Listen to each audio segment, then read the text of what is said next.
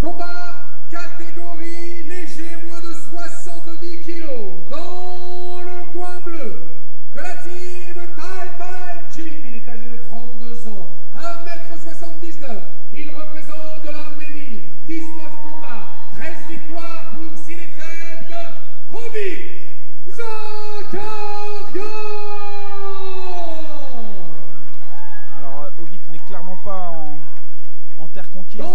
Non, il a ramené quelques personnes, mais âgé de 27 ans, ce sera pas suffisant. 1m82 de la team Mind Athletics, 7 combats, 5 victoires, en une défaite. Nicolas Di Franco.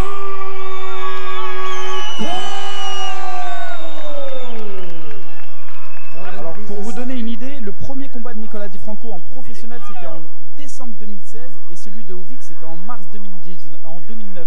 Pour vous donner un peu la différence qu'il y a d'expérience entre la nouvelle génération. C'est ça, c'est un peu la génération fougueuse face à une génération plus ancienne. Peut-être même qu'on va le voir dans le MMA qui est pratiqué, un MMA un peu plus hybride face à un MMA un peu plus classique, disons. Traditionnel, ouais. Ouais, c'est ça, traditionnel par ses origines, puisque le MMA est amené à évoluer constamment. Alors comme moi j'aime beaucoup analyser les premières secondes du combat, on voit un Ovik qui essaye de prendre le centre de la cage, qui est groupé. On voit clairement qu'il va essayer d'aller chercher la lutte. Et on a un Nicolas plutôt à l'aise, qui accepte de se faire cadrer et qui essaye de mettre des intertitudes en boxe. On parlait tout à l'heure avec Tahar des échanges dès les premières secondes, la dangerosité des premiers échanges, c'est-à-dire de ne pas se jeter, C'est exactement ça. Le corps humain, il faut savoir qu'on le conditionne. Mais on le conditionne au vestiaire et rien n'est plus fort que l'intensité d'un combat et c'est pour ça que c'est très important très beau takedown de prendre la mesure. Alors là on a vu un magnifique takedown de Ovik. Ovik qui a un background de judo et de lutte. Donc on a vu une tentative d'Ushimata sur Ovik qui a été vite contrée en fait. C'est ça, ouais. Donc on a vu tout de suite le naturel, c'était un automatisme pour Ovik de contrer ce mouvement.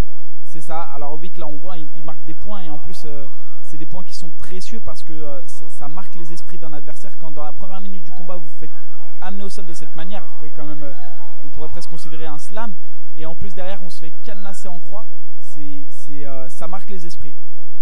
Est-ce que ça donne l'ascendant psychologique Clairement, il y a clairement un ascendant psychologique, surtout qu'il a l'air de réussir à maintenir sa position, il est agressif sur les soumissions, vous voyez là il vient chercher un bras-tête. Très beau renversement. Ovik était un peu trop vers l'avant. En fait, il a pris peut-être un peu trop confiance sur son sol et on voyait un Nicolas Di Franco qui, en plus pour le coup, très mobile en dessous. On l'a vu, il se laisse pas faire, il n'acceptait pas grand-chose.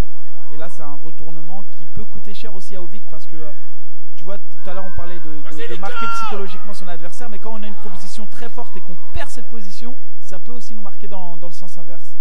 Donc c'est un beau combat qui s'annonce très équilibré. Un petit effet yo-yo, ça redescend, ça remonte. Et c'est ça, et en fait c'est le premier combattant, c'est une guerre des nerfs, un peu comme la guerre froide à l'époque entre la Russie et les États-Unis. Et c'est le premier qui va craquer, qui va perdre ce combat. Ouais, une tentative de Kimura. Ouais, Ovik, on le voit, il est dangereux même sur le dos. Comme je disais, c'est un finisseur dans l'âme quand même. Il a plus de 7 victoires par soumission. C'est quelqu'un qui restera dangereux sur tout le round. Alors il faut durer parce qu'on le sait, les frères Di Franco sont quand même réputés pour leur pugnacité, ils sont tenaces, ils sont véroces, donc ça va être un beau combat, franchement. On a vu tout à l'heure les postures de Sébastien en demi-garde face à Iram Rodriguez qui montrait il a donné le genou était un peu timide, du coup il a laissé. Alors timide oui et non quand même parce qu'il y a eu un genou presque visage. Oui, on s'est compris. Nicolas Di Franco il est pas revenu assez vite, on va dire. Il est pas revenu assez vite. C'est ça. Et Nicolas Di Franco a saisi et a amené le combat au sol et derrière il prend la montée. Alors ça c'est une position pour qu'on explique aux téléspectateurs, c'est une position très forte. Une position très forte car il est au-dessus des hanches qui empêchent toute mobilité, on va dire. Tentative d'étranglement arrière. Je crois qu'il est passé, je suis pas sûr, mais je vois pas d'ici. Non, c'est bon, il arrive à s'en sortir Ovik. Attention les coudes. Le coup de coude voilà. qui est alors on le voit. loin. Pourquoi la montée est très dangereuse? Parce qu'elle permet en fait de prendre une grosse amplitude pour frapper. C'est-à-dire que les frappes sont évidemment très fortes quand elles viennent de haut. Et là, on voit les coudes.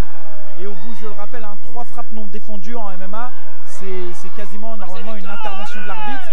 Donc attention à Ovik là qui a l'air de baisser les bras, il faut qu'il bouge Ovik. Il faut qu'il bouge Ovik. Non, il va falloir qu'il bouge. Ouais, c'est bien fait. Mais il reste quand même 1 minute et 1 minute dans cette position, c'est vraiment. Non mais en fait, le coup de coude qui est passé là, je pense qu'il a touché, qu'il a bien touché. Alors Ovik c'est dommage parce qu'il arrête son effort, il fait un gros effort pour revenir face à Nicolas et derrière malheureusement il fait pas l'effort pour sortir de la montée. Nicolas lui frappe. Alors là, il y a un vrai ascendant psychologique. Là, on n'est pas loin de l'intervention de l'arbitre. Il a dit de réagir. Ça va finir. Terminé.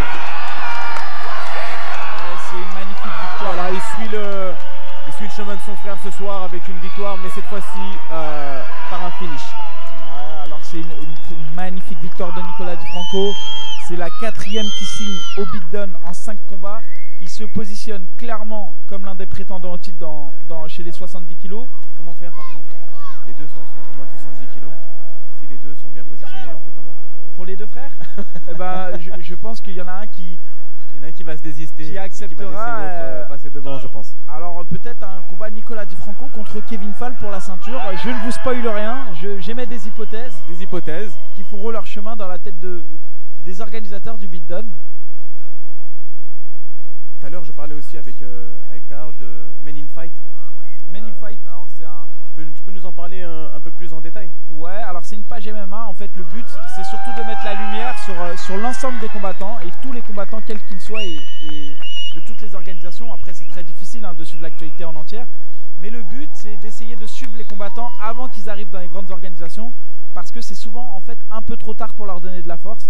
Les combattants, ils ont besoin de force avant d'être dans les grosses organisations, parce que c'est en les soutenant et en les supportant qu'ils montrent, qu'ils fédèrent et qui peuvent être ambassadeurs d'une marque par exemple ou d'un projet, et c'est ce qui facilite ensuite pour eux l'obtention peut-être de sponsors, de partenariats, qui les facilitent dans la préparation et qui au final feront une meilleure performance. Et donc en fait c'est un média tout simplement pour mettre la lumière sur les combattants, mais quelque part indirectement ils feront des shows de meilleure qualité, donc tout le monde y gagne. Tu donnes des outils aux combattants. J'essaye aussi de mettre la lumière sur certains combattants qui font des carrières un peu trop construites. Voilà, j'essaye de mettre en lumière si des combats sont pour moi pas équitables, et ben je le dis sans langue de bois. Victoire de Nicolas Di Franco par TKO.